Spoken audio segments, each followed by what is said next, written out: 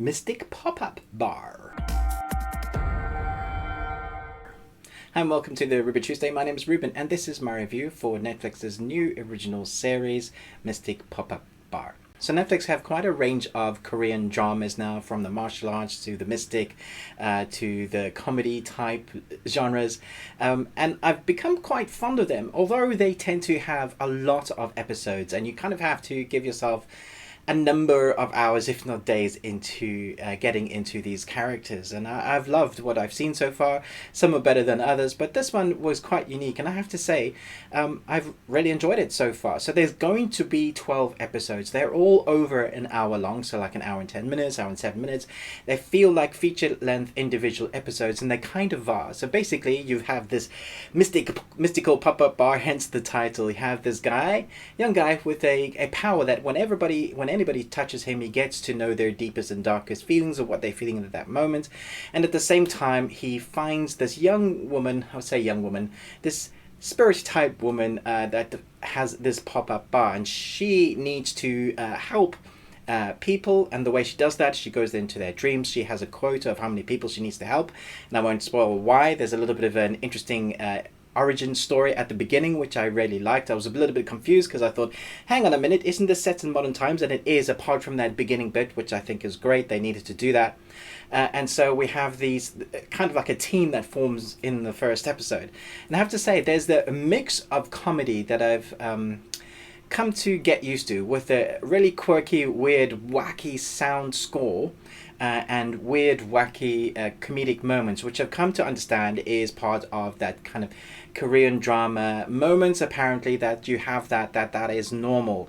So it's taken me a couple of series of Korean drama to get used to the style, and now that I am, you kind of know what you're going to get. So you have this mix of really serious genre, and at times it's quite dark, and then you have this in contrast, you have this weird comedy, almost slapstick notions of what's going on in those episodes, and that's how they kind of tell their story.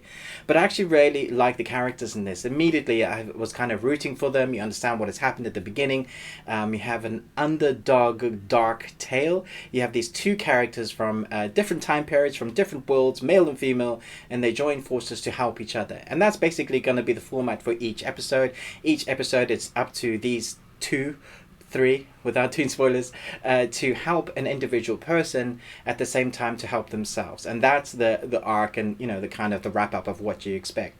I like the kind of the effects that they use in this. It is quite quirky and funny, but the effects in it work well. I think obviously it's a mystic pop-up bar, and you expect people to have certain powers just by the title. It says there's a spiritual theme that goes on here, and it works quite well. I quite like what they do when they pop into someone's mind, and the way that can affect in the real world and things that they can do. And really the themes in this are really quite good, because it really empowers the individual, and I think that's awesome. That's what we need right now.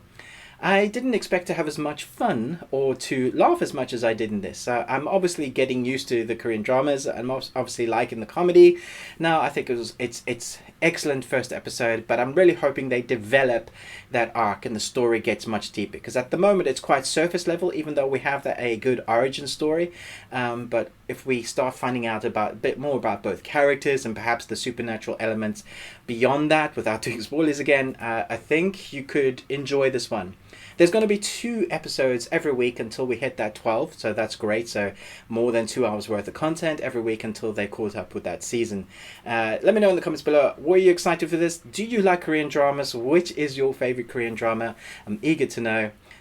If I've missed any, I'll try and check it out. I try and watch all the stuff that's on Netflix, so do let me know which is your favorite Korean drama series on Netflix. Excuse me sweating, it's just super hot in my studio today. If you like my content and you want to support us more, we have a Join Us membership option, where we have various membership content, where we do trailer reactions and short stories and content that isn't available for everyone, gag reels, that sort of stuff. Thank you to everyone who already help us that way. Thanks so much for watching this review. Do chat to me in the comments below, but most of all, until next time, remember, live long and Tuesday.